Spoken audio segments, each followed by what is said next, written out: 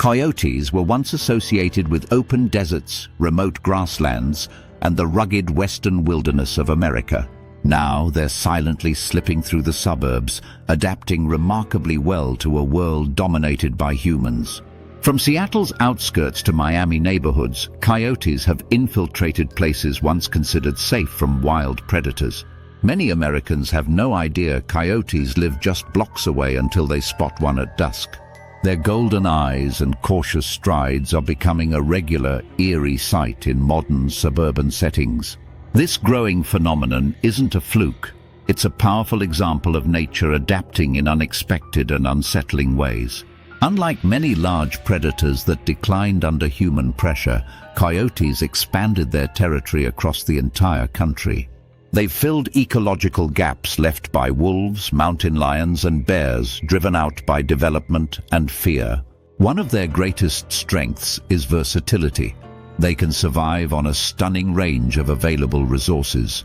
Coyotes will eat rodents, rabbits, insects, garbage, berries, fallen fruit, pet food, and even compost scraps.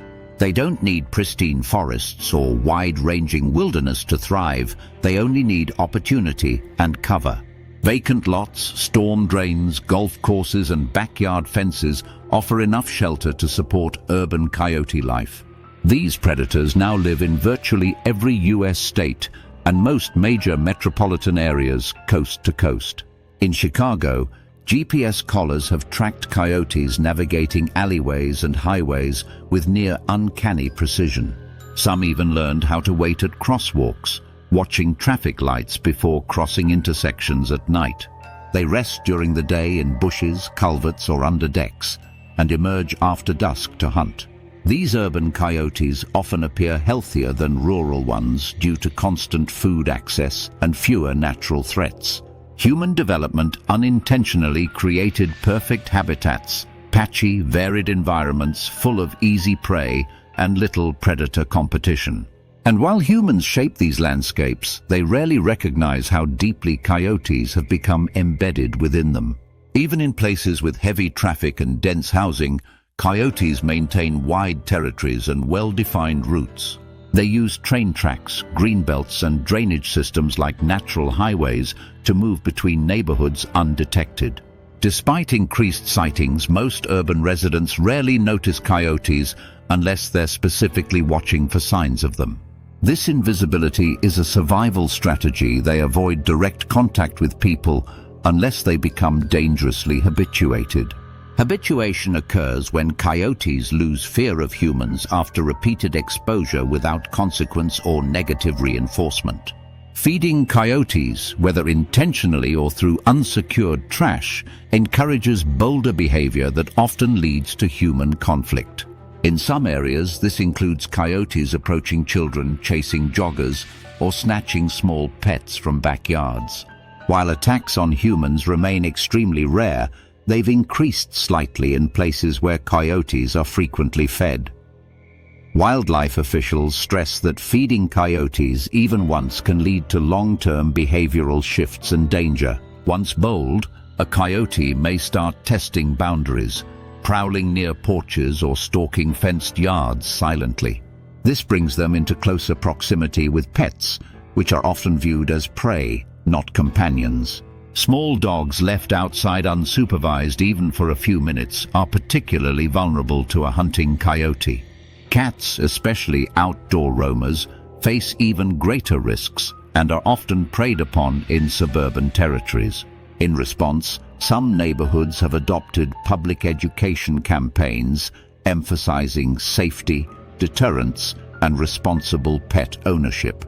These campaigns teach residents to haze coyotes using air horns, motion lights, and assertive body language.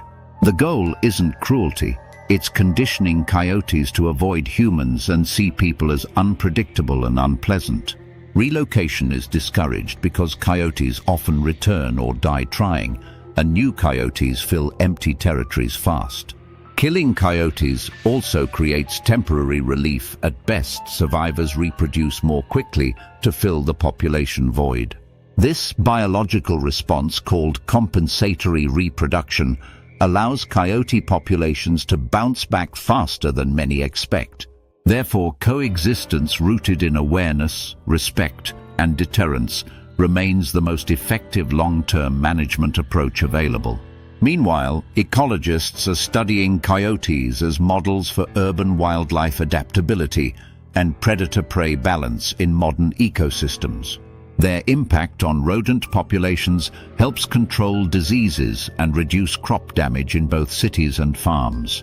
Without coyotes, some areas might suffer unchecked surges in rats, rabbits, or even Canada geese infestations. They also keep feral cat colonies in check, which in turn helps protect native bird species nearby. In essence, coyotes play the role of keystone predators in environments that no longer host their predecessors.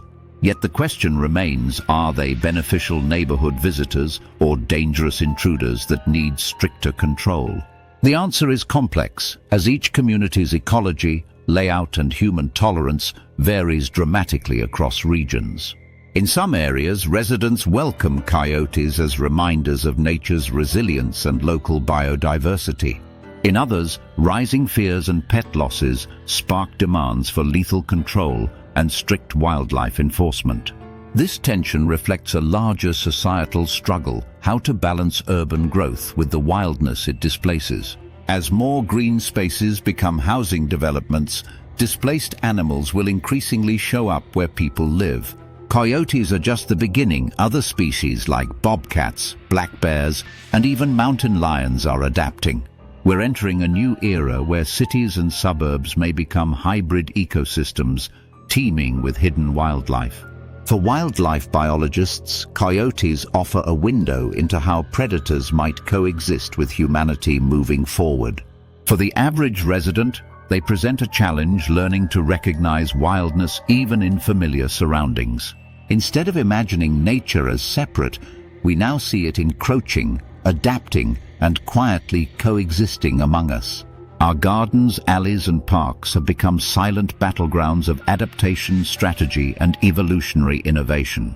Coyotes represent both the costs and rewards of living alongside adaptable, intelligent, and untamable wild neighbors.